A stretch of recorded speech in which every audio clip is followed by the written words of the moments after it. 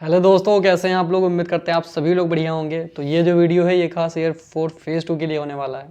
इसमें मैं आपको ये बताऊंगा कि एयरफोर्स फेज़ 2 को कैसे क्वालिफाई कर सकते हैं, उसकी पूरी स्ट्रेटजी शेयर करने वाला हूँ। मतलब एक तरीके से एयरफोर्स में क्या होता है और आपको किस तरीके से खुद को तैयार करना चाहिए। फिर चाहे आप यूपी बोर्ड से या फिर अपने स्टेट बोर्ड से रहे हों, फिर चाहे आपकी इंग्लिश वीक हो या फिर स्ट्रांग हो, उन सब पे बात नहीं करेंगे। आपको कंप्लीट चीज़ें से बताएंगे किस तरीके से तैयारी की जा सकती है और कैसे कम टाइम में क्वालिफाई किया जा सकता है। ठीक है, अगर आपने पहले दिया हुआ है तो आपको कैसे करना चाहिए, अगर आप फ्रेशर हो तो कैसे करना चाहिए। तो चलिए फिर स्टार्टिंग से स्टार्ट करते हैं। देखो, जब आप एयरफोर्स फेज़ 2 की तैयारी करते हो तो 3 सेगमेंट में जो आपका फेज़ 2 है वो बटा हुआ होता है। पहली चीज़ तो आपका पीएफटी होता है, फिर आपका जीडी होता है और उसके बाद जो होता है वो आपका एसआरटी होता है। देखो, काफ़ी सारे जो स्टूडेंट्स होते हैं वो कहीं ना कहीं गलतियां करते हैं।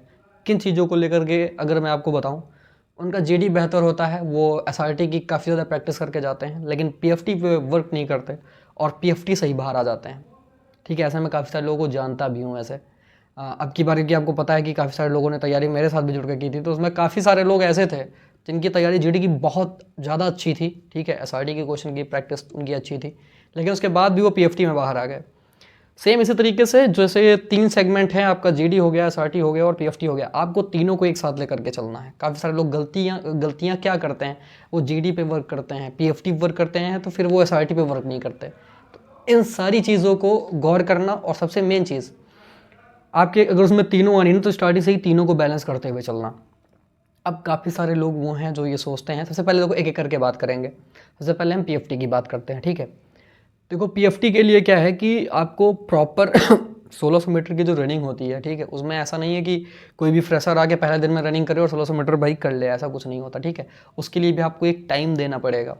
यानी आपको डेली सुबह जाकर एक्सरसाइज करनी है और ये कंप्लीट चीज़ें होती हैं। ठीक है, इसको आप एक दिन में या एक हफ्ते या 2 हफ्ते में नहीं कर सकते, इसको आपको टाइम देना पड़ेगा। ठीक है, पीएफटी का मैं ये बता दूं। और दूसरी चीज़ क्या है कि पीएफटी के लिए लोग बहुत सारी सफिशिएंट, मतलब जैसे मैं बात करूँ प्री वर्कआउट वगैरह लेते हैं, तो देखो कहीं भी मना नहीं किया जाता है इसको लेकर के, प्री वर्कआउट को, लेकिन आप ये सब ना लें, अपनी नेचुरल बॉडी से करें। और एयरफोर्स की रनिंग और एयरफोर्स का जो फिजिकल होता है कंप्लीट, वो इतना हार्ड नहीं होता है कि आपको अलग से सप्लीमेंट्स लेने पड़ें। ठीक है, तो पीएफटी की तो मैं बस इसके लिए यही कहूँगा कि डेली एक्सरसाइज करते रहना, बाकी टारगेट वगैरह जैसे जो कुछ रहेगा वो सारी चीज़ें मैं आपको टाइम टाइम पर बताता रहूँगा। अब बात हो गई पीएफटी की, अब हम बात करेंगे एसआरटी की और लास्ट में बात करेंगे हम जीडी की। तो एसआरटी का देखो क्या सीन है। एसआरटी का ये होता है कि आपको एक, जैसे मान लीजिए आप एक ऑफिसर हैं, ठीक है, उस समय आपके सामने कोई घटना घट रही है तो उस पर आपका रिएक्शन क्या होगा, ये एसआरटी होता है। ये देखो, ये चीज़ें क्या होती है ना कि लाइफ में आपके एक तरीके से पहले से नहीं होती, आपको टाइम टाइम पर, मतलब क्वेश्चंस की प्रैक्टिस करने के बाद वो सारी चीज़ें आपके अंदर आ जाती हैं। ठीक है, तो एसआरटी के लिए बस यही है कि नए नए क्वेश्चंस को देखना, उनकी प्रैक्टिस करना। इसके लिए बुक्स भी आपको काफ़ी मिल जाएंगी, बाकी जितनी भी चीज़ें रहने वाली हैं वो सारी चीज़ें मैं आपको बताता रहूँगा। ठीक है, टाइम टाइम पे, और जैसे जो कुछ अपडेट रहेगा आपका वो भी मैं करता रहूँगा। आपको क्वेश्चन की प्रैक्टिस है या जो भी है तो आप चाहे नीचे टेलीग्राम चैनल की लिंक होगी, इसको ज्वाइन कर लेना। बाकी हम लोग भी शायद अब की बार तो कंफर्म ही है यार, जीडी की तैयारी करवाएंगे। पिछली बार अगर आप देखना चाहते हैं रिस्पॉन्स तो इस चैनल की कम्युनिटी में जाइएगा, बहुत सारे लोगों ने फेस टू क्लियर किया है। ठीक है, तो नीचे टेलीग्राम के चैनल की लिंक है, उसको ज्वाइन कर लेना। और साथ में देखो, अब हम बात करने वाले हैं सबसे मेन ग्रुप डिस्कशन, जिसके लिए लोग बहुत ज़्यादा बढ़ा कर रखते हैं, बहुत सारी चीज़ें बताते हैं। देखो, ग्रुप डिस्कशन का एक मेन चीज़ तुम्हें बताता हूँ, बहुत ज़्यादा इजी होता है। लेकिन हाँ, अब इसका मतलब ये नहीं कि मैंने इजी बोल दिया तो एकदम फ्री हो गए कि नहीं अब तो आराम से निकल जाएगा, ऐसा नहीं है। आपके अंदर कम्युनिकेशन स्किल्स होनी चाहिए। कभी कभी क्या होता है कि किसी किसी मतलब किन्हीं किन्हीं जो एएससी हैं उन पे थोड़ा लो लेवल करवा देते हैं कि मतलब आपको रफ सीट वगैरह दे दिए तो बोलने में इजी, तो आसानी से हो गया, लेकिन ऐसा नहीं है। कभी कभी किसी एएससी में इतना टफ हो जाता है कि जो चीज़ आपको, क्योंकि आपने जहाँ पर एक दो बार दी है तो उससे उससे आप ये डिसाइड नहीं कर सकते कि एयरफोर्स का लेवल क्या है जीडी का। ठीक है, क्योंकि अलग अलग सेंटर्स पे अलग अलग लेवल होता है। और सबसे मेन चीज़ जो ये होती है कि आपको अपने कम्युनिकेशन स्किल पे वर्क करना है।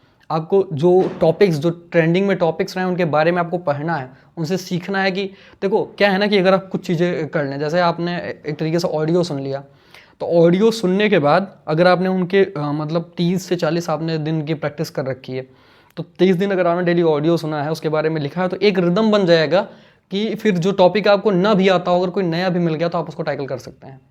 तो सबसे मेन चीज़ देखो क्या है, आपकी प्रैक्टिस। यानी अगर देखो, जिसने पहले तैयारी की अगर वो 20 दिन भी ठीक से कर लेगा ना तो उसका आराम से निकल जाएगा। लेकिन जो लोग फ्रेशर हैं वो रिस्क ना लें, उनको क्या है कि वो स्टार्टिंग से ही तैयारी करें और ये मेन फोकस होकर करें कि उनकी गलतियाँ कहाँ पर हो रही हैं। जैसे जो लोग नए होते हैं उनको इंट्रोडक्शन, सबसे पहले चीज़ तो अपना इंट्रोडक्शन तैयार करना चाहिए। जब उनका इंट्रोडक्शन तैयार हो जाता है फिर उनको अदर चीज़ों पे जाना चाहिए, क्योंकि आपका जो इंट्रोडक्शन होता है वो आपको पता है कि मुझे वहाँ बोलना ही है। ये चीज़ अपनी एकदम अच्छे से तैयार रखना, ठीक है। इंट्रोडक्शन पे वर्क करो, देखो यूट्यूब पे काफ़ी सारे आपको इंट्रोडक्शन मिल जाएंगे जो लोगों ने वीडियो बनाए भी हैं उस पर, और आपको अच्छा लगे आप वहाँ से भी कॉपी कर सकते हैं। और दूसरी चीज़ क्या है कि एक तरीके से ये टाइम वेस्ट मत करना, क्योंकि रिज़ल्ट भी आया है, मतलब आने वाला है आपका, और जब रिज़ल्ट आएगा तो उसके पहले आप टाइम वेस्ट कर रहे हो, होगा नहीं होगा, इन सब चीज़ों को छोड़ो, अपनी इंग्लिश पे वर्क करो। हो गया तब भी काम आएगी, नहीं हुआ तब भी काम आएगी, ठीक है। ये सारी चीज़ों पे वर्क करो, तैयारी पे लगे रहो, और वीडियो भी देखो, ज़्यादा बड़ा नहीं करेंगे। साथ में क्या है कि सॉरी, मैंने जैसा कि आपको बताया था कि अगर आप इस वीडियो के जैसे डिस्क्रिप्शन में लिंक पड़ी हुई है, मेरे साथ तैयारी करना चाहते हैं, बिल्कुल आप कर सकते हैं। तो ठीक है, वीडियो को ज़्यादा बड़ा ना करते हुए, और हाँ सभी लोग वीडियो को लाइक कर देना, हाइप कर देना, 3 बार तक आप हाइप कर सकते हैं, तो सभी लोग हाइप कर देना। जो लोग नया चैनल सब्सक्राइब कर देना। बाकी कोई भी डाउट हो इस वीडियो के नीचे कमेंट कर देना, मैं उसका रिप्लाई ज़रूर दूंगा। अगर मुझे लगा तो फिर मैं उस पर वीडियो ही बना दूंगा, ठीक है। तो वीडियो को ज़्यादा बड़ा ना करते हुए वीडियो को यहीं पर एंड करते हैं और मिलते हैं अगले वीडियो में। तब तक के लिए जय हिंद।